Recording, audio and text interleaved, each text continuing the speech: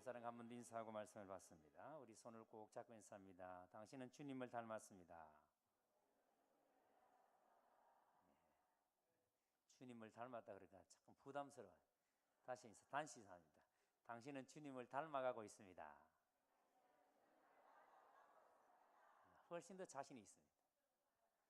오늘도 이 예배 가운데 여러분들이 주님을 닮아갈 수 있게 되기를 주의 이름으로 축복합니다.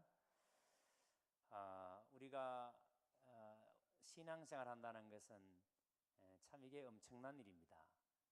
우리가 이렇게 매일매일 하나님을 사모하고 은혜 아래 살아야 되는 것은 우리가 주님 안에서 자라가서 우리가 주님처럼 살아야 하기 때문에, 그래서 내 삶의 주인이신 그리스도께서 사셨던 방식, 사셨던 모습대로 우리도 그렇게 살아야 하기 때문에, 그래서 오늘도 우리는 하나님 은혜를 사모해야 하고 또 하나님 은혜를 받아야 합니다. 아멘.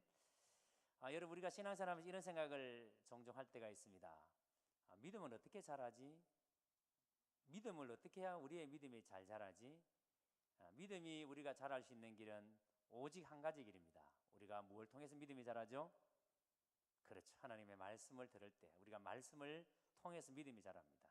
그래서 믿음은 말씀을 통해서 믿음이 자랍니다. 자, 그런데 여러분들 오늘 또 예배 드리면서 이렇게 생각할 수가 있어요. 이거 왜 그 말씀이 그 말씀 같고 그 말이 그 말 같은데 이게 도대체 뭘 가지고 우리가 믿음이 자라지? 그 말이 그 말 같은데, 이런 생각을 할 때가 있습니다. 그래서 제가 전에도 한번 말씀을 드렸습니다만은, 공부하는 학생들이 특히 여러분 만약에 의수를 배우는 의대생이 교수가 수술을 해야 되는데 수술을 하려면 이렇게 해야 되고 저렇게 해야 되고 가르칩니다. 근데 만약에 학생이 수업 시간마다 그 말이 그 말 같고 한마디로 말하면 수술 잘해라는 말 아니냐, 그래서 그 다음부터는 그 말이 그 말 같다고 수업이 안 들어갑니다. 수업이 땡땡이 치고 수업에서 농땡이 부리고 옳게 듣지도 않습니다. 자, 그러면 이 학생이 나중에 의사가 되면 수술을 제대로 할까요, 모를까요? 못하죠. 왜요? 맨날 배운 거라고는 수술 잘하라 하더라, 그 말밖에 못 배웠거든요. 근데 어떻게 해야 수술 잘하는지를 못 배웠거든요. 여러분, 우리가 신앙생활 하면서 교회 가니까 맨날 예수 잘 믿으라 그러더라, 예수 잘 믿어야 된다 하더라. 근데 여러분, 교회 나올 때마다 맨날 그 말이 그 말이고, 그래서 예수 잘 믿으라 하는 말밖에 없네, 이래만 듣고 간다면 우리의 믿음에는 어떤 변화도 일어나지 않습니다. 어떻게 믿는 것이 잘 믿는 것인지를 우리는 매 시간마다 들어야 되고 깨달아야 되고, 그리고 거기에 순종해야 우리의 믿음이 자라갑니다. 아멘. 그래서 오늘도 우리가 말씀을 받으면서 내가 어떻게 예수를 믿어야 참 잘 믿는 것인지, 오늘도 하나님께서 우리에게 뭐라고 말씀하시는지를 여러분들이 깨달아 잘 들을 수 있게 되기를 주의 이름으로 축복합니다. 그래서 지난 주일에 우리가 부자들에 대해서 이야기를 했습니다. 특히 여러분, 이 부자가 악한 부자들, 그래서 자기의 잘남, 내가 얼마나 대단한 사람이냐, 내 능력으로 부자가 된 사람들. 그런데 이 사람들의 특징은 아나무인입니다. 자기가 잘나서 부자가 되었으니까 가난한 사람들을 업신여깁니다. 그래서 여러분, 힘이 없는 사람을 함부로 짓밟습니다. 이런 부자들에 대해서 야고보 사도가 뭐라고 얘기했습니까? 악한 자들아, 악한 부자들입니다. 그런데 지금 심판자가 문 앞에서 기다리고 있는데, 이 악한 자들은 이 심판자를 의식하지 않으니까, 내가 심판을 받을 것이라는 사실을 의식하지 않으니까 자기가 가지고 있는 부를 가지고 마음대로 삽니다. 자, 그런데 여러분, 야고보 사도 한 말이 뭡니까? 그 악한 자들 아래서 고통을 당하고 있는, 고난을 당하고 있는 자들아 들어라. 그들은 곧 심판을 받게 될 것이다. 그렇기 때문에 그 악한 자들 때문에 고통을 당하고 있는 너희들은 주님의 강림이 가까우시기 때문에 인내해라, 참아라, 견뎌라. 아무리 세상 사람들이 잘 산다 할지라도 너희가 그 유혹에 넘어가지 말고, 너희가 하나님의 옳음, 하나님의 방법이 아닌 다른 방법으로 너희가 잘 살기를 애쓰지 말고, 부당한 방법으로 너희가 살려고 애쓰지 말고 너희가 인내해라, 참아라, 견디어라, 타협하지 말아라, 그렇게 말씀을 했습니다. 왜냐하면 우리가 곧 그분을 만나게 될 것이기 때문에. 그렇기 때문에 세상이 우리에게 온갖 유혹을 가지고 손짓을 해도 우리는 절대 그 유혹에 넘어가면 안 된다. 인내하고 끝까지 참으면서 세상의 아름다움에 빠지지 말아라고 야고보가 그렇게 권면을 했습니다. 자, 그런데 이런 고난의 때, 자, 여러분 지금도 마찬가지로 우리가 이런 고난의 때 세상 사람들을 볼 때 너무 잘 살고 너무 재밌게 살고, 아마 우리 성도들 가운데 그 주일날 산행 가고 싶은 분들이 참 많을 거예요. 그 유혹을 다 이겨내고 오늘 여기 오셨는데, 전 세계에 우리나라만큼 아웃도어 시장이 이렇게 발달된 나라가 없어요. 해외여행 갈 때마다 제발 가이드들이 부탁하는 말이 있습니다. 제발 좀 등산복 입고 오지 말라고. 전 세계 어디 가도 우리나라 사람은 다 통일입니다. 그러니까 제발 좀 그런 거 입고 오지 말라고.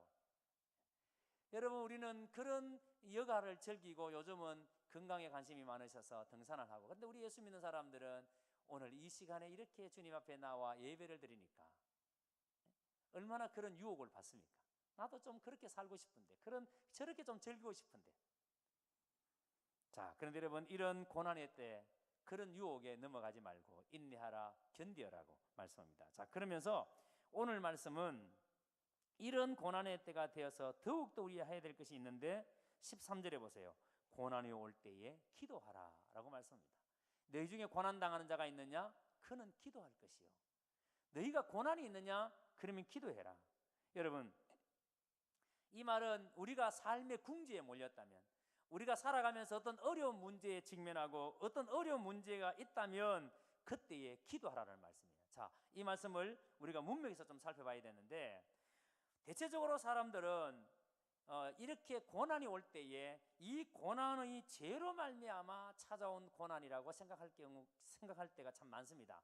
예를 들어서 누가 아프다든지, 아니면 갑자기 가정에 어려운 문제가 생겼다든지, 사업에 문제가 생겼다든지, 그러면 이 죄 때문에 그런 게 아닌가, 내가 하나님 앞에 죄를 지어서 그런 게 아닌가, 또 다른 사람들도 저 사람은 하나님 앞에 잘못해서 그런 게 아닌가, 이런 생각을 하는 경우가 많이 있습니다. 그런데 여러분, 오늘 이 야고보가 말하는 이 고난은 이런 죄와 허물과 전혀 상관이 없이 찾아온 고난입니다. 여러분, 죄와 허물과 상관이 없이 찾아온 고난, 어느 날 갑자기 내 인생 가운데 찾아온 고난, 여러분, 이럴 때 보통 사람들은 어떻게 반응하는가 하면은 원망하죠. 왜 하나님 나에게 이런 일이 생깁니까? 내가 도대체 무슨 잘못을 했길래, 내가 무슨 잘못한 것이 그렇게 맞길래 나에게 이런 어려움이 생깁니까? 이런 원망을 하죠. 이런 불평을 하게 되죠. 그래서 우리는 이런 고난이 생기면은 다른 사람을 탓하거나 원망 속에서 우리가 삽니다. 자, 그런데 성경은 뭐라고 말합니까? 너희 중에 고난 당하는 자가 있느냐? 그는 기도할 것이요. 너희 중에 고난 당하는 자가 있느냐? 너희 중에 이렇게 알지 못하는 이유로 너희 중에 어려운 일을 경험하는 사람이 있느냐? 그렇다면 기도할 것이요. 자, 이걸 여러분 우리가 문맥에서 봐야 되는데 1장 5절로 가보겠습니다. 1장 5절. 1장 5절에 보세요.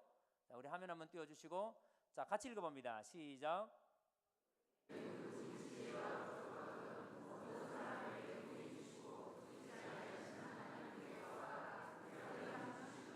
자, 잘 보세요. 너희 중에 누구든지 뭐가 부족하거든?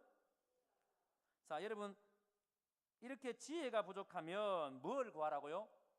모든 사람에게 후히 주시고 꾸짖지 아니하시는 하나님께 구하래요. 뭘 구하라는 말이에요? 지혜를 구하라는 말이에요. 그리하면 하나님께서 뭘 주신다고요? 지혜를 주신다고요. 자, 그런데 여기서 눈여겨봐야 될 게 있습니다. 우리가 시험을 맞을 때에 여러분, 이 1장 5절의 말씀이 지혜를 구하라 그러는데 어떤 지혜를 구하느냐면, 문맥에서 본다면 너희가 시련이 올 때에, 그러니까 1장 1절에서 4절까지 보시면 너희가 시련이 올 때에, 너희가 여러 가지 시험을 만나거든, 너희가 여러 가지 색깔의 여러 가지 종류의 시험을 당하거든. 자, 앞에 문맥 띄워주실래요? 2절부터 한번 띄워보시기 바랍니다. 2절부터, 1장 2절부터 1장 2절부터 한번 띄워보시기 바랍니다. 화면을. 자, 1장 2절부터 보시면 우리가 살아가면서 여러 종류의 시험, 여러 종류의 어려운 일을 당합니다. 그것이 건강일 수도 있고, 그것이 인간관계의 문제일 수도 있고, 그것이 사업의 문제일 수도 있고, 뭐 별의별. 자, 내 형제들아, 너희가 여러 가지 시험을 당하거든, 여러 가지 시험, 여러 종류의 시험을 당하거든 온전히 기쁘게 여기라. 그 다음 3절. 이는 너희 믿음의 시련이 인내를 만들어내는 줄을 너희가 알미라. 여러분, 이 시련을 통해서 우리가 뭘 만들어낸다고요? 믿음을 만들어요. 그래서 3절 보세요. 이는 너희 믿음의 시련이 인내를 만드는 줄 알미라. 그 다음 4절. 인내를 온전히 이루라. 이는 너희로 온전히 구비하여 조금도 부족함이 없게 하려 하심이라. 자, 이렇게 여러분, 시련이 올 때에 인내해라. 그리고 이 인내를 통해서 너희 믿음이 자란다. 그 다음 5절에 보세요. 그래서 이런 시련이 올 때 너희가 뭘 구해야 되느냐? 지혜를 구해라. 왜 시련이 올 때 지혜를 구하느냐? 여기서 말하는 지혜가 뭐겠습니까? 여기서 말하는 지혜는 오늘 본문에서 마찬가지예요. 여기서 말하는 지혜라는 것은 바로 여러분 우리의 인생 가운데 이렇게 여러 종류의 색깔, 여러 종류의 시험이 올 때에 이 시험이 왜 왔는가? 무엇 때문에 이 시험이 왔는가? 그래서 이런 시험이 왔을 때 대체적으로 사람들은 시험 자체에만 눈을 돌리죠. 아프면은 내가 지금 아프니까 빨리 병 낫기를 원하고, 내가 사업이 어려우니까 빨리 이 사업이 회복되기를 원하고, 그러니까 어려움이 있으면 어려움 그 자체에만 내 초점을 맞춥니다. 그 어려움 뒤 이면에 있는 왜 하나님께서 나에게 이 어려움을 주셨는지에 대해서는 관심이 없어요. 그런데 어떤 지혜를 구해라고 하는가 하면은 내가 이 어려움이 있을 때 어떻게 행동해야 되는지, 내가 이 어려움이 있을 때 내가 어떻게 살아야 되는지, 어떻게 행동해야 되는지에 대해서 그 지혜를 구해라. 그러면 하나님께서 지혜를 주시리라. 여러분, 우리가 어떤 인생 가운데 문제가 생겼을 때 제일 먼저 해야 될 일이 하나님 왜 나에게 이런 문제가 생겼는지, 하나님의 뜻이 무엇인지 하나님께 묻는 거예요. 그래야 하나님께서 우리에게 지혜를 주시고, 내가 너에게 이런 이유 때문에 어려움을 줬다, 그래서 너는 인내해라. 그러면 내가 너에게 더 큰 것으로 너에게 채울 거다. 그 믿음. 그래서 그 지혜를 구하라는 겁니다. 여러분, 우리가 고난당할 때 기도하면 반드시 하나님께서는 두 가지의 방편으로 응답하신다고 제가 이미 1장 강의할 때 말씀을 드렸습니다. 두 가지 방편으로. 우리가 어려운 가운데, 고난 가운데 정말 간절히 기도하면 응답은 두 가지로 주십니다. 하나는 고난의 문제를 해결해 주시는 겁니다. 고난을 없애 주시는 겁니다. 자, 여러분, 내가 기도했는데 하나님이 고난을 없애 줬습니다. 그러면 여러분, 이건 정말 너무 완벽하잖아요. 기도했는데 하나님께서 고난을 없애 줬어요. 내가 사업이 어려웠는데 하나님께서 사업을 깔끔하게 어려움을 해결해 주셨습니다. 그럼 좋아요, 안 좋아요? 좋죠. 내가 몸이 아픕니다. 기도했더니 하나님께서 내 병을 깨끗하게 나서 주셨습니다. 좋아요, 안 좋아요? 좋죠. 하나님은 나를 이렇게 응답해 주실 수도 있습니다. 고난이 있을 때 기도하면. 그런데 하나님의 응답은 두 번째, 고난을 견디게 하시는 방법도 있습니다. 하나님이 고난을 없애주시기도 하시지만 하나님은 고난을 견디게 하십니다. 제가 우리 교회의 현중덕 성도님을 지금 그 경대병원에 입원해 계십니다만은, 신방을 갈 때마다 이분이 저한테 이렇게 이야기합니다. 목사님, 지금 재수술을 지금 몇 번 받았거든요. 지금도 아직까지 그 수술 받은 안에서 염증이 이게 없어지지 않고 계속 생겨나서 그래서 지금 굉장히 힘들어하세요. 그 인간적인 생각을 가지면 시리에 빠져서 도무지 희망이 없는 그런 삶이에요. 근데 너무 아프고 너무 힘드니까 수술실 들어갈 때마다 이런 생각을 한대요. 너무 어떻게 견디지? 내가 이걸 어떻게 이겨내지? 그런데 막상 수술을 받고 나면은 너무 마음이 평안해지고 그렇다는 거예요. 그래서 그런 생각한대요. 목사님, 나는 아직 믿음이 뭔지도 모르고 하나님이 어떤 분이신지도 잘 모르지만, 근데 내 마음속에 드는 생각은 하나님이 지금 나를 돕고 계시는구나, 이 생각이 늘 듭니다. 하나님이 나를 안 돕는다면 내가 이걸 어떻게 이길까, 이 생각이 늘 듭니다. 이런 말씀을 하세요. 제가 그 말씀을 들을 때마다 정말 너무 가슴이 찡해요. 여러분, 그 영적으로 본다면 아직까지 첫 발도 제대로 못 뛴 너무도 영적 어린 사람 아니에요. 몸이 아프셔서 우리 교회에 나오셔서 겨우겨우 여러분 교회에 나오셔서 신앙생활 하는데, 지금 큰아들은 뇌졸중으로 누워있고, 몇 차례 수술 끝에 지금 거동을 못하고 있고, 본인은 그 질병으로 말미암아 몇 차례 수술을 받아서, 그럼에도 불구하고 그 상황 속에서 하나님이 지금 나를 함께 해주시기 때문에, 하나님이 나와 함께 하시기 때문에 내가 이것을 이길 수 있다라고 그렇게 생각합니다. 이런 말을 들을 때마다 참, 한 백부장이 주님께 나와서 주님, 말씀만 하옵소서, 내 종이 낫겠나이다, 이렇게 말씀할 때 예수님께서 이스라엘 가운데 이만한 믿음을 내가 본 적이 없다라고. 우리 현정우 성도님은 참 연약한 사람이에요. 참 여러분 정말 너무나도 약한 사람이에요. 모든 것을 다 놓을 수밖에 없는 그런 연약한 사람이에요. 그럼에도 불구하고 하나님이 지금 나를 돕고 계신다는 그 생각이 든다라. 여러분, 이게 고난을 없애주는 것이 아니라 고난을 견디게 하십니다. 저는 하나님께서 우리 현전호 선도님을 반드시 고난을 견디게 하셔서 승리케 하시리라고 믿습니다. 여러분, 바울이 이런 사람 아니에요? 여러분, 바울은 얼마나 능력 있게 복음을 전했습니까? 유두그란 청년을, 말씀을 듣다가 떨어진 청년을, 창에서 떨어진 청년을, 죽은 청년을 살리기도 했습니다. 이 바울이 얼마나 많은 여러분 환자들을 치료했는지 우리가 잘 알지 않습니까? 그런데 정작 바울 본인의 질병은 손도 못 댔습니다. 바울에게는 지병이 있었습니다. 안질, 눈이 안 좋아서 대부분의 서신서를 대필했습니다. 바울이 불러주면 다른 사람이 써서 편지를 보내는 거죠. 그리고 어떤 학자는 바울에게 간질이 있었다.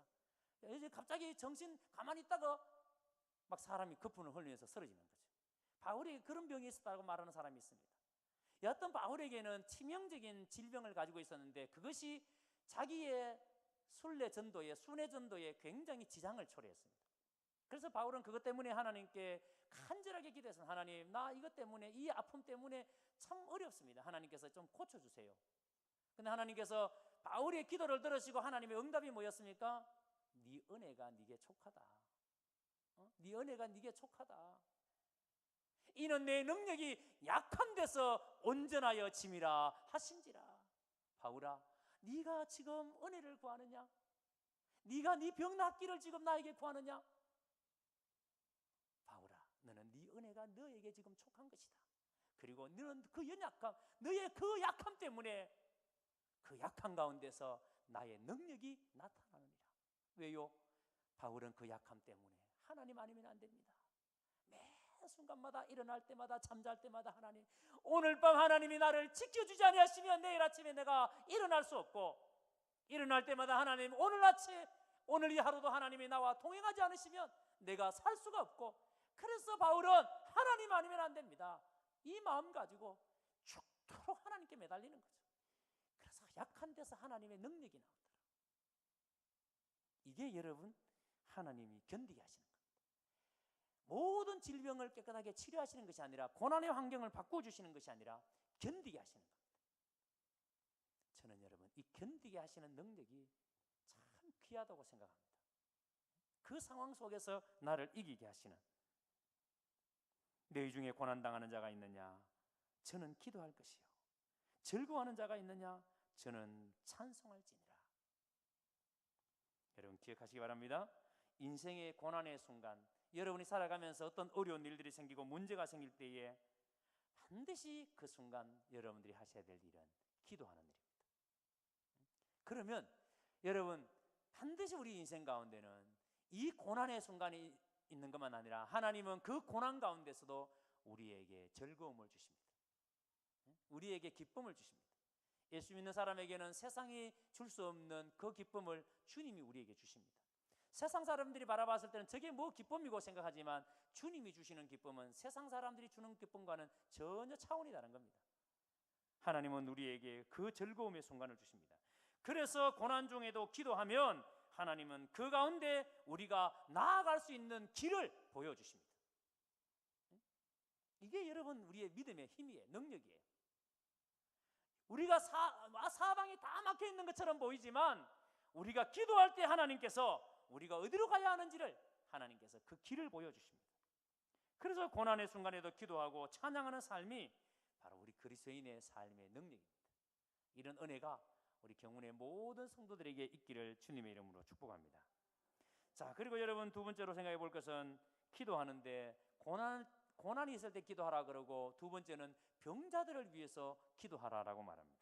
자, 14절에 16절을 보세요.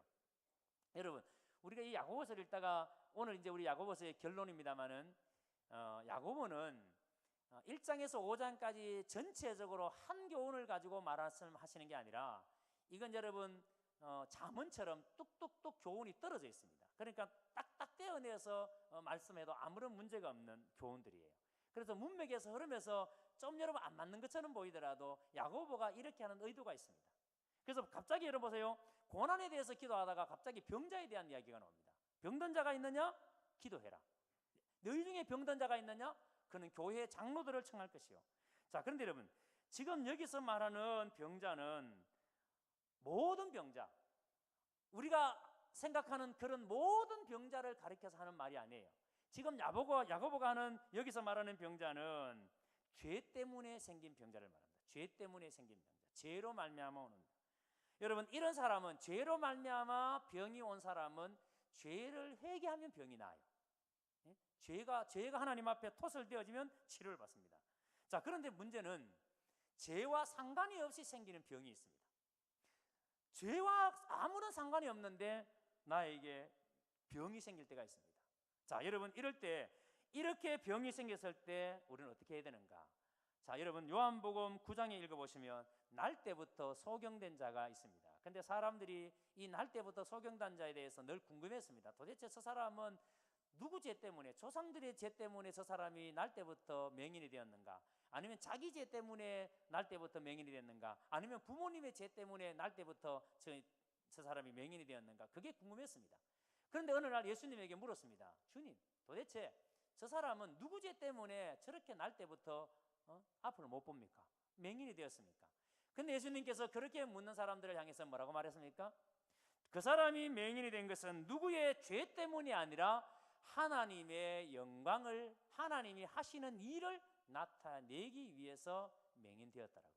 여러분, 이 사람은 죄 때문에 맹인된 게 아니에요. 자기의 죄 때문에 맹인된 것도 아니고 조상의 죄 때문에 맹인된 것도 아니에요. 이 사람이 맹인된 것은 하나님이 하시는 일을 나타내기 위해서 하나님이 맹인되게 하셨습니다. 믿으십니까? 여러분, 이 말은 오늘 우리가 살아가면서 나에게도 갑자기, 여러분, 건강한 사람이 갑자기 질병이 생길 수가 있습니다. 문제가 생길 수가 있습니다. 그러면 사람들이 이렇게 말합니다. 저 사람 또 무슨 죄를 지었나? 아니에요. 아무런 죄와 상관없이 하나님께서 나를 통해서 하나님이 일을 나타내기 위해서 하나님이 나에게 질병을 주실 수 있습니다. 여러분, 우리가 그럴 때 하나님께 기도할 때에 하나님의 영광, 하나님이 하시는 일을 나타내기 위하면 하나님이 그때, 우리가 하나님이 기도할 때 하나님이 고치십니다.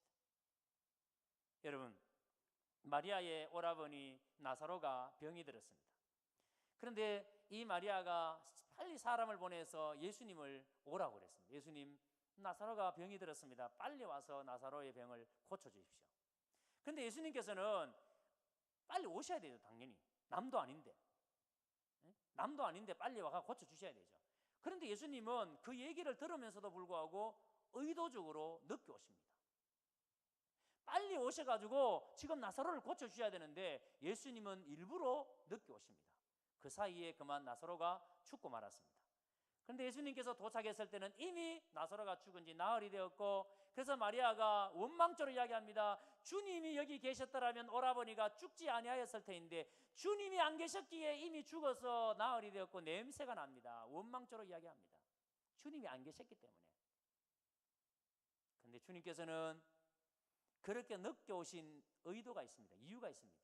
죽은 나사로 앞에서 죽은 것이 아니라 잔다라고 말합니다. 예수님께서는 종종 죽은 사람을 가리켜서 내가 깨우러 가노라, 잔다라고 표현합니다. 나사로를 여러분 잠에서 잔다라고 말합니다. 여러분, 예수님께서 이렇게 죽은 나사로의 그 돌무덤을 열어놓고 나사로야 나오너라고 부르실 때에 예수님께서 그렇게 일부러 나사로를 죽게 하신 것은, 죽음을 경험하게 하신 것은 바로 예수님은 부활의 위대한 메시지를 알리기 위해서, 부활의 위대한 메시지를 알리기 위해서. 그래서 잔다라고. 오늘 저와 여러분들이 우리가 이 땅에서 살다가 죽는 것이 죽음이 아니라 그건 여러분 자는 거예요. 그리고 주님이 우리를 깨우실 날이 있다는 겁니다. 그걸 우리에게 보여주는 겁니다. 그런데 여러분, 이렇게 죄와 상관이 없이 질병, 죄와 상관이 없이 죽음에 이르고 죄와 상관이 없이 아픔에 이르고 이런 것은 주님이 또 고치십니다. 자, 그런데 문제는 죄 때문에 생긴 병도 있습니다. 마가복음 2장 읽어보시면 한 중풍병자가 중풍병을 앓고 있었는데 예수님께서는 이 중풍병자에게 이렇게 말씀하십니다. 내 죄사함을 받았느니라. 내 죄사함을 받았느니라. 여러분, 지금 중풍병자를 보시고 네 병이 나왔다, 네 중풍병이 나왔다 이렇게 말씀하셔야 되는데 여러분, 병에 대해서는 아무 말씀 안 하시고 내 죄사함을 받았느니라, 죄에 대해서 말씀합니다. 여러분, 이 중풍병자는 죄 때문에 생긴 병입니다.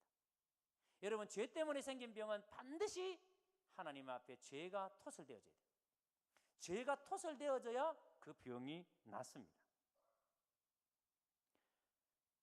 오늘 본문 14절에 너희 중에 병든 자가 있느냐? 저는 교회의 장로들을 청할 것이요. 앞에서 말씀드린 것처럼 여러분, 지금 여기서 말하는 너희 중에 병든 자가 있느냐? 그는 교회의 장로들을 청할 것이요. 그들은 주의 이름으로 기름을 바르며 그를 위하여 기도할지니라. 자, 여러분, 지금 우리 교회 가운데도 아픈 사람이 있습니다. 여러분, 순원들 가운데도 아픈 사람이 있습니다. 그러면 초대교회는 어떻게 했느냐? 너희 중에 병든 자가 있냐? 그러면 장로들을 초청해서 장로들을 모셔다가 기도해라. 그리고 기름을 바르고 그를 위해서 기도하게 해라. 여러분, 여기서 말하는 장로는 오늘날 요즘으로 말하는 장로, 굳이 직분에 대해서 좀 다를 수도 있습니다만은 굳이 적용한다면은 뭐 넓은 의미에서는 맞다라고도 말할 수 있습니다.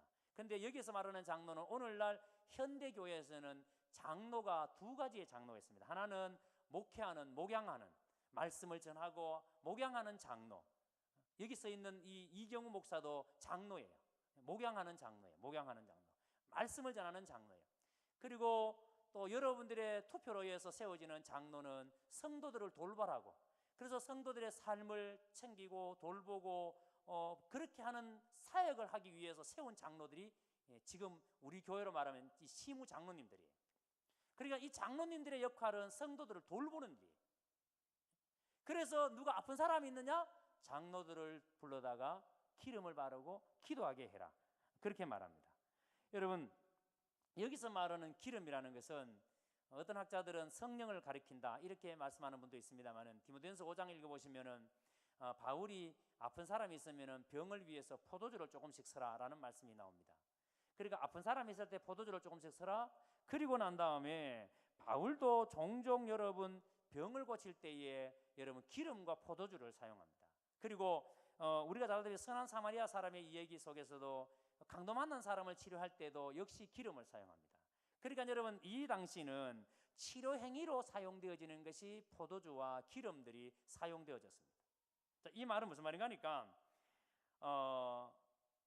병자들을 위해서 포도주를 사용하고 병자들을 위해서 기름을 사용하는, 치료를 위해서 사용하는 이런 행위들은 지극히 성경적이다. 정상적인 행위다. 그러니까 여러분, 오종으로 말하면은 이게 의약품이에요. 기름을 바르고 포도주 이런 게 그 당시에는 의약품이에요. 근데 이렇게 사용하라는 건데. 근데 요즘 이제 이렇게 말하는 분들이 계십니다.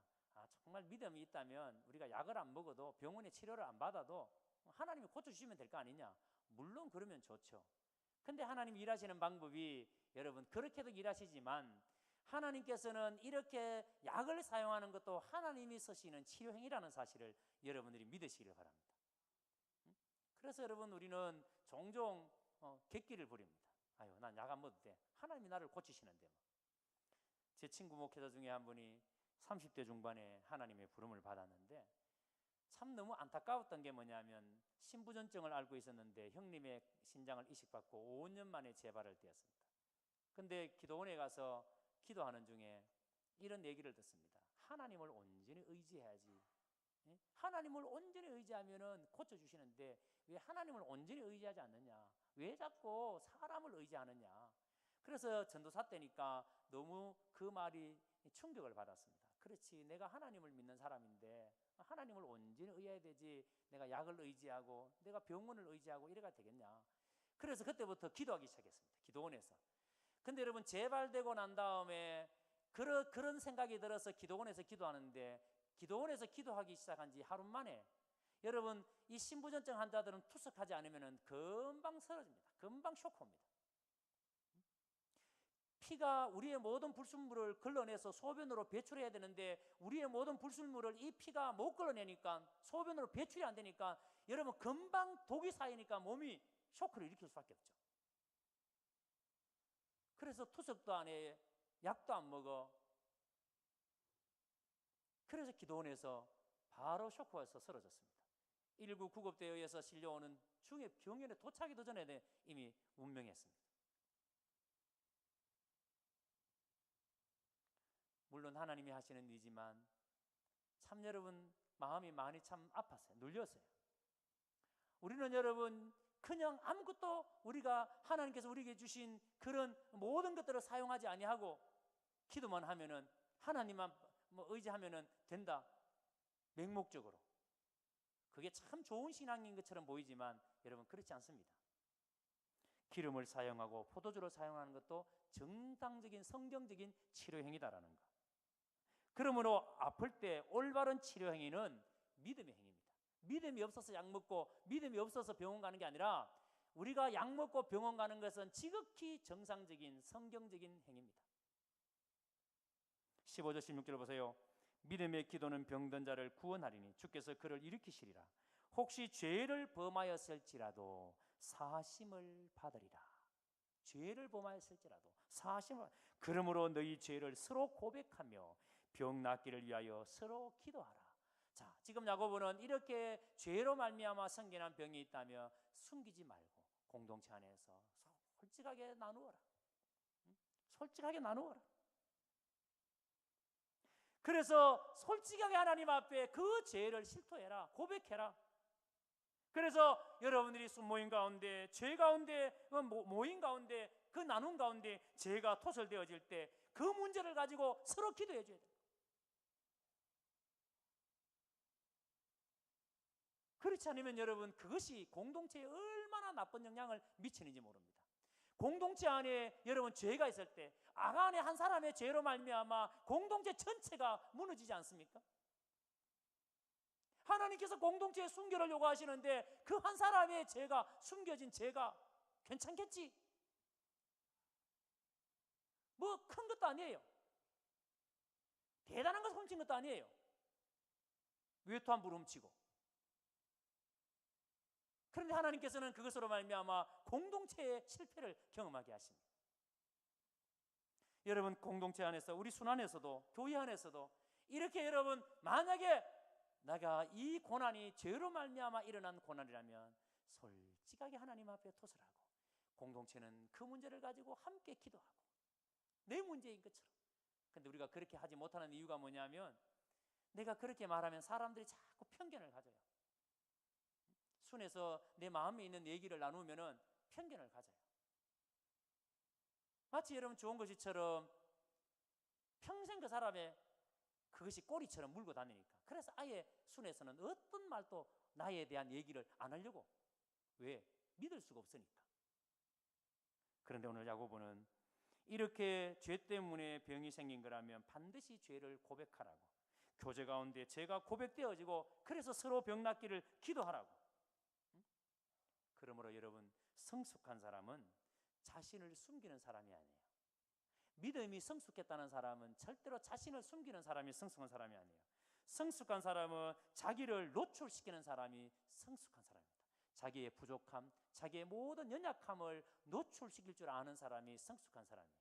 자기를 잘 포장하고 자기를 잘 숨기는 사람이 성숙한 사람이 아니라 자신을 잘 드러내는 사람이 성숙한 사람이에요. 그리고 그 성숙함이 기도 부탁으로 나오죠. 나를 위해서 좀 기도해 주세요. 내가 지금 이런 문제 때문에 심히 내 마음이 눌려 있습니다. 나를 위해서 좀 기도해 주세요. 그러면 여러분 성숙한 사람은 그런 얘기를 들을 때 그 약점을 덮어주고 기도해 주는 사람, 이 문제를 가지고 함께 기도하는 사람, 내가 저 사람의 약점을 알면서도 불구하고 그 약점을 다 덮어주고 기도해 주는 사람, 이 사람이 성숙한 사람이에요. 자기를 드러내는 사람도 성숙한 사람이고 드러낸 사람을 덮어줄 줄 아는 사람도 그리고 함께 기도해 줄 줄 아는 사람도 성숙한 사람이에요. 여러분 이런 사람이 모인 교회가 성숙한 교회예요. 그래서 17절 이하를 보세요. 죄 때문에 병든 사람이 죄를 고백하며 믿음으로 기도하는데 그 예로 엘리야의 기도를 듭니다. 엘리야는 우리와 성정이 같은 사람이로되 저가 비 오지 않기를 간절히 기도한 적 3년 6개월 동안 땅에 비가 오지 아니하고. 여러분 한 사람의 기도가 3년 6개월 동안 땅에 비가 내리지 않습니다. 기도의 힘이 얼마나 강력한지 아시겠습니까? 한 사람의 기도로 말미암아 3년 6개월 동안 땅에 비가 내리지 않습니다. 우리는 여러분 한 달, 두 달만 비가 안 와도 금방 문제가 생깁니다. 근데 3년 6개월 동안 기도한 적 비가 옵니다. 다시 기도한 적 3년 6개월 동안 비가 오지 않던 그곳에 다시 기도한 적 하늘이 비를 주고 땅이 열매를 맺었느니라. 비가 오고 열매를 맺고 어디에 달려 있습니까? 기도에 달려 있습니다. 하나님이 하시는 일이기 때문에. 그런데 여러분, 이걸 이야기하면서 엘리야의 기도로 말미암아. 그래서 여러분, 야고보가 이 이야기를 하면서 엘리야는 우리와 성정이 같은 사람이 돼. 여러분, 성정이 같다라는 말은 본성이 같다라는 말이에요. 이 엘리야도 실수가 많고 참 부족하고, 엘리야라고 해서 죄를 안 짓는 것도 아니고, 엘리야도 우리와 똑같이 죄를 짓고 연약한 사람, 부족한 사람입니다. 그런데도 엘리야의 기도는 참 놀랍습니다. 열왕기상 18장 이하를 읽어보시면은 엘리야가 기도하는데 바알 선지자와 아세라 선지자와 전쟁이 벌어집니다. 무슨 전쟁이죠? 어느 신이 기도에 응답하느냐에 대한 전쟁입니다. 어느 신이 참 신이냐. 그런데 이 대결 장면에서 우리가 눈여겨봐야 될 것이 엘리야가 기도하는 내용입니다. 엘리야가 기도하는데 제일 먼저 기도하는 게 뭐냐면, 엘리야의 기도 가운데 하나님과의 올바른 관계를 위해서 먼저 기도합니다. 하나님과의 올바른 관계.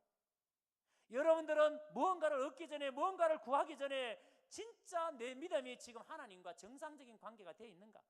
하나님과 나하고 지금 아무런 막힌 것이 없이 하나님과 잘 교통이 이루어지고 있는가? 하나님과 풍성한 사귐이 있는가? 하나님의 말씀이 나에게 정상적으로 들려지고 있는가? 엘리야의 기도는 제일 먼저 하나님과의 올바른 관계를 위해서 기도했습니다. 엘리야는 제단을 쌓고 하나님의 이름으로 기도하는데 저녁 소제 드리는 시간에 기도했습니다. 여러분, 이 소제 드리는 시간은 예루살렘 성전에서도 기도하는 시간이에요. 그러니까 엘리야는 공동체적, 지금 예루살렘 성전에서 기도하는 그 시간에 엘리야가 맞추어서 기도한다는 것은 지금 공동체적인 기도,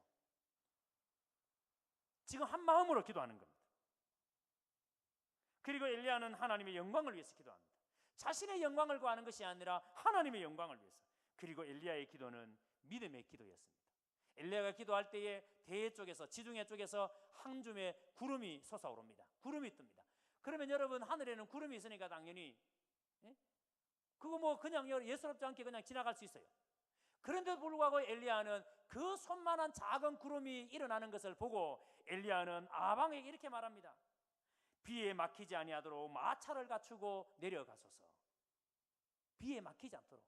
구름 한 점 보고 하나님께서 이제는 큰 비를 내리실 것이니까 빨리 마차를 갖추고 마차를 타고 빨리 내려가라고.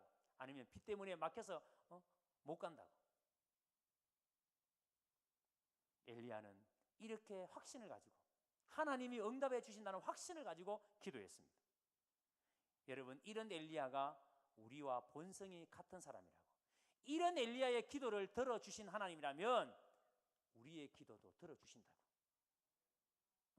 우리와 본성이 같은 엘리야의 기도에 응답해 주신 하나님이라면 나 같은 사람의 기도도 하나님이 들어주신다고. 이걸 믿으시기를 주의 이름으로 축복합니다. 그래서 여러분, 마지막 세 번째 보세요. 기도하는데 이렇게 처음에 고난 가운데 있는 자야 기도해라. 그 다음에 병든 자를 위해서 기도해라 하고 난 다음에 진리에서 떠난 자를 위해서 기도해라 라고 말합니다. 진리에서 떠난 자. 19절 20절 보세요. 내 형제들아, 너희 중에 미혹되어 진리를 떠난 자를 누가 돌아서게 하며. 여러분, 우리 가운데 진리에서 떠난 사람들, 진리에서 떠났다라는 말은 아예 신앙생활 자체를 안 한다는 말이에요. 신앙생활 하다가 뭐 다른 게 옮겨갈 수도 있어요. 그러나 아예 진리에서 떠나 있는 사람들, 그런데 그 사람들을 누가 돌아서게 하면 너희가 알 것은 죄인을 미혹된 길에서 돌아서게 하는 자가 그의 영혼을 사망에서 구원할 것이며 흑한 죄를 덮을 것임이라. 여러분, 진리에서 떠난 자를 주님께로 돌아오게 하는 자는 그의 영혼을 사망에서 건져내는 겁니다. 이걸 위해서 기도하라는 거예요. 그래서 여러분, 지금도 우리는 이 동네에 우리 내당 사동이 인구가 2만 명이 조금 안 됩니다. 이들 가운데 크리스찬이 몇 프로 되겠습니까? 대구의 93%의 사람이 넌크리스찬입니다. 하나님을 믿지 않는 사람입니다. 10명 중에 7명은, 9명은 예수님 모르는 사람입니다. 이들을 위해서 기도하라는 겁니다. 그래서 성도는 자기의 고난뿐만 아니라 형제의 고난, 믿다가 낙심한 사람뿐만 아니라 아예 하나님 은혜 아래 있지 못하는 사람들을 위해서. 왜 그렇게 해야 됩니까? 우리는 다 하나님의 형상을 가졌기 때문에, 우리는 하나님 안에 하나이기 때문에. 누가복음 22장에 보면은 예수님께서 베드로에게 이렇게 말씀하시는 장면이 있습니다. 내가 너를 위하여 내 믿음이 떨어지지 않기를 기도하였노니. 내가 너를 위하여 내 믿음이 떨어지지 않기를 기도하였노니. 여러분, 베드로가 참 실수가 많고 큰 소리 잘 쳤지만, 그런데 그도 주님을 배신했습니다. 주님을 모른다고 저주까지 했습니다. 그런데 그가 끝까지 주님을 떠나지 않고 돌아올 수 있었던 것은, 그가 끝까지 주님 앞에 다시 서서 순교자의 삶을 살 수 있던 것은 바로 여러분, 주님께서 그를 위해서 기도했기 때문에, 떨어지지 않기를 기도했기 때문에. 그래서 의인의 간구는 역사하는 힘이 큰 겁니다. 여러분들, 우리의 기도 가볍게 생각하지 마십시오. 우리가 예수 믿다가 낙심한 사람들, 여러분 순원들 가운데 예수 믿다가 낙심한 순원들, 여러분의 가족, 우리의 동네 주민들, 이 대구에 있는 시민들을 위해서 우리가 기도해야 될 이유가 그겁니다. 우리가 기도할 때 반드시 하나님께서 그들을 돌이키실 겁니다. 이제 오늘 저는 야고보서의 강의를 마치려고 합니다. 몇 개월 동안에 야고보서의 말씀을 계속 나누었는데, 사실 여러분, 이 야고보서의 말씀을 하면서 내내 제 마음이 그다지 이렇게 편한 것은 아니었습니다. 왜냐하면 이 야고보서의 요구가 참 우리의 그 수준을 너무 높이 이야기하는 것이기 때문에. 여러분 잘 알다시피 이 야고보서와 대립되는 성경이 로마서입니다. 로마서는 처음부터 끝까지 일관되게 가르치는 게 뭐냐면, 이신득이, 이신칭의, 이신득구, 오직 믿음으로 어렵게 된다, 믿음으로 구원을 받는다, 의인은 믿음으로 산다. 이게 로마서의 핵심 가르침이에요. 근데 여러분, 야고보서의 가르침은 아니에요. 이행득구입니다. 이행득구. 행함이 없느냐? 그럼 그건 거짓 믿음입니다. 끊임없이 행함에 대해서 강조합니다. 그래서 루터 같은 종교개혁자는 이 야고보서를 지푸라기 썼습니다. 왜? 여기에는 복음이 없다라고 말합니다. 여기에는 복음이 없다. 그래서 루터가 나중에 자기가 1522년에 루터가 신약 성경을 초판을 만드는데, 이때 아예 루터 신약 성경 초판에는 야고보서를 빼버렸습니다.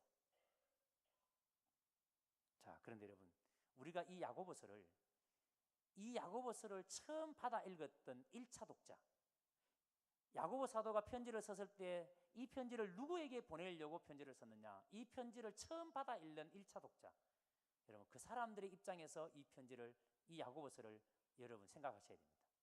여러분, 이 당시 야고보가 이 편지를 보내게 된 이유가 뭐냐면, 이 당시의 유대인들, 이 편지를 받아 읽는 유대인들은 어떤 생각을 가지고 살았느냐 하면은, 오직 믿음, 로마서의 말씀, 오직 믿음, 이신칭의, 이신득구, 오직 믿음으로 말미암아 구원을 얻는다.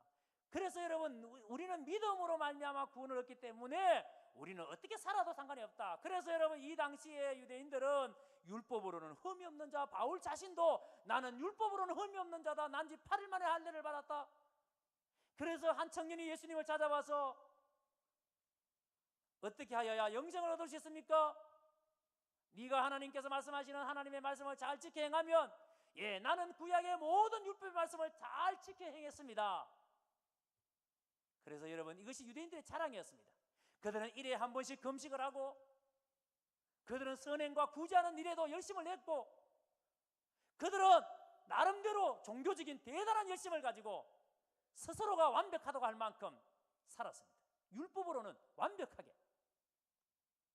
그런데 이 청년에게 예수님께서 네 소유를 다 팔아 가난한 자들에게 나누어 주고 그리고 나를 쫓을 것이라. 그랬더니 이 부자가, 이 청년이 재물이 많은 거로 근심하며 돌아갔습니다. 이 당시의 사람들은 율법을 잘 지키면 그것이 구원받은 증거다. 그래서 구원받았기 때문에 내 삶은 어떻게든 상관이 없다. 이게 그 당시의 영지주의자이다. 이원론적인, 영은 거룩하고 육신은 악하다. 그래서 육신은 악한 거기 때문에 내 마음대로 사용해도 된다. 그래서 이 당시의 사람들은 자신의 이익을 위해서 이익권에 개입하고, 뇌물을 받고 탐욕, 음행이 난무하고 이런 일이 비일비재했습니다. 자, 이런 사람들을 향해서 야고보 사도가 너희가 진짜 구원받은 사람이라면, 너희가 진짜 의로운 사람이라면, 의롭게 된 사람이라면 도대체 너희가 삶에서 무엇을 통해서 하나님 앞에 의롭게 된 사라고 말할 수 있느냐? 그래서 이런 엉터리 신앙은 결코 구원의 은혜를 알고 구원의 은혜를 누리는 삶이 아니다. 너희가 진짜 구원의 은혜를 아는 사람이라면 행함으로 구원의 은혜를 너희들이 보여봐라. 너희가 진짜 구원받은 사람이라면 너희 삶을 통해서 너희 구원을 한번 증명해봐라. 그게 야고보서예요. 오늘 여러분들이 진짜 예수 믿는 사람이라면 이렇게 예배 시간에 잘 예배 드리는 거 이거 말고, 찬송 부를 때 죽으라고 열심히 부르는 거 이거 말고, 여러분이 직장에서, 여러분의 가정에서, 여러분이 대인관계 속에서 진짜 하나님의 사람임을 한번 증명해 보십시오. 나는 무엇을 가지고 하나님을 믿는 사람이라고 말할 수 있는지. 저는 이번에 야고보서를 강의하면서 한 가지 하나님께서 주신 마음이 있습니다. 그것은 오늘 이 자리에 있는 저나 여러분이나 다 예수를 믿고 천국 간다는 것에 대해서 의심하는 사람은 아무도 없습니다.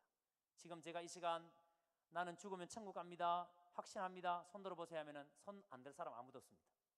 다 손 듭니다. 자신 있게. 우리가 오직 은혜, 오직 믿음에 대해서 의심하는 사람 아무도 없습니다. 구원은 오직 믿음으로 받습니다. 오직 은혜로 받습니다. 하지만 진짜 우리 성도들이, 여기 있는 이경우 목사가 내가 받은 이 구원을 확실하다는 것, 이게 틀리지 않았다는 것을 나는 내 삶을 통해서 지금 어떻게 보여주고 있는가. 그래서 과연 이 목사는 우리 성도들에게 하나님을 보이는 것에 대해서 나는 지금 성공하고 있는 목회자인가. 우리 성도들이 목사를 봤을 때 목사님 보니까 하나님 살아계신 것 같아요. 목사님 보니까 예수님 정말 사랑이 많으신 분 같아요. 그 일에 나는 지금 성공하고 있는가, 나는 실패하고 있는가. 하나님이 끊임없이 물으셨습니다. 그리고 많은 부족함을 하나님께서 포기하셨습니다.